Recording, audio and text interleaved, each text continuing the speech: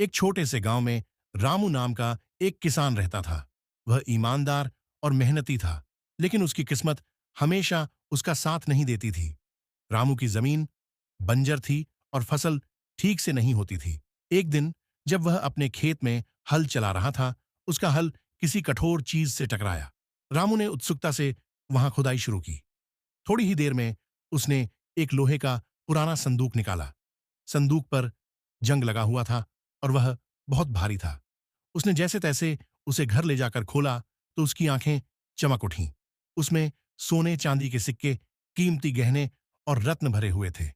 रामू डर गया कि कहीं किसी और का खजाना ना हो या राजा के सिपाही ना आ जाएं। वह रात भर सो नहीं पाया। सुबह होते ही वह गांव के बुजुर्ग पंडित जी के पास गया और उन्हें सारी बात बताई।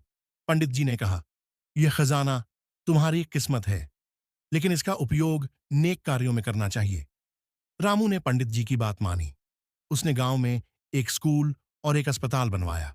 उसने अपनी जमीन को उपजाऊ बनाया और गांव के अन्य किसानों को भी बीज और खाद मुफ्त में दिए।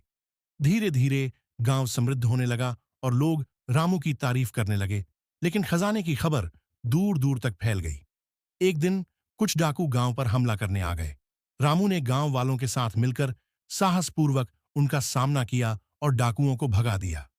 इसके बाद रामू ने खजाने का बचा हुआ हिस्सा गांव के मंदिर में दान कर दिया, ताकि उसका उपयोग सभी लोगों की भलाई में हो। रामू फिर से सादा जीवन जीने लगा, लेकिन अब वह अकेला गरीब किसान नहीं था। वह पूरे गांव का प्रिय और सम्मानित व्यक्ति बन चुका था। सीख, सच्चा खजाना दौलत नहीं, नेक नीयत और समाज की सेवा है।